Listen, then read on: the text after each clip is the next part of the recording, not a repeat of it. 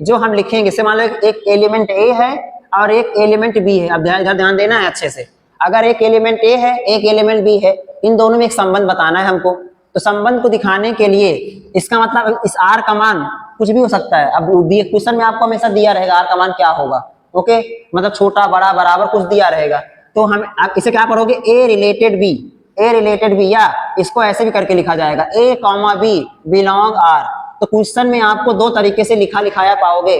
तो कोई भी रिलेशन का सिंबल कैसे होगा, ऐसे करके लिखा रहेगा, ठीक है ना। अगर हम इसको लिखूं आर, आर इक्वल टू कैसे लिखोगे बताओ, ए बी, मतलब सर संबंध जब भी लिखा जाएगा एक पेयर के रूप में लिखा जाएगा, हमेशा पेयर के फॉर्म में, कभी भी सिंगल नंबर के फॉर्म में नहीं लिखा जाएगा, संबंध पेयर के फॉर्म में होगा, ठीक है।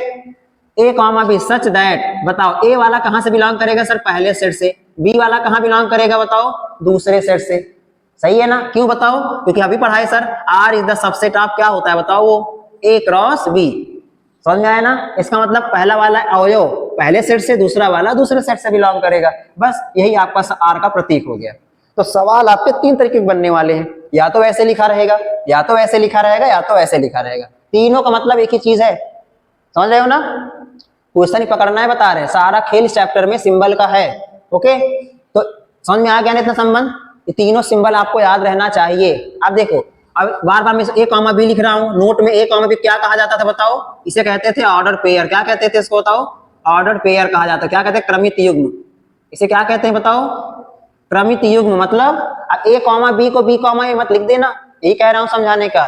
ऐसा ऐसा क्या फर्क पड़ता है, वैसे लिख दे, ए कॉमा बी को बी कॉमा ए लिख देते, नहीं, ठीक है ना।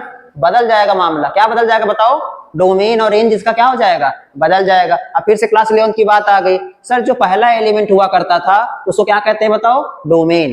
क्या कहते हैं, जो पहला एलिमेंट है, पहला अवयव, पहला अवयव मतलब जो ए है, इसे क्या बोलोगे बताओ, इसे क्या बोलोगे, डोमेन। सही है, इसे कहते हो प्रांत, ठीक है। और जो दूसरा अवयव है, और जो दूसरा अवयव है, इसे क्या कहते हो बच्चा बताओ, इसे कहते हो रेंज। क्या कहते हो, रेंज। इसे कहते हो क्या, परिसर।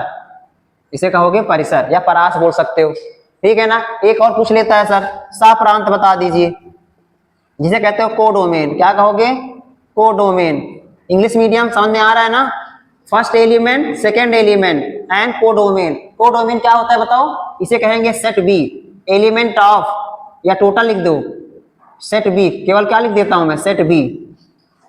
क्या लिखोगे, total set B, set A नहीं, मतलब पूरा पूरा सेट ही क्या बन जाएगा आपका, सह प्रांत बन जाएगा, पूरा पूरा सेट ही बन जाएगा। ओके,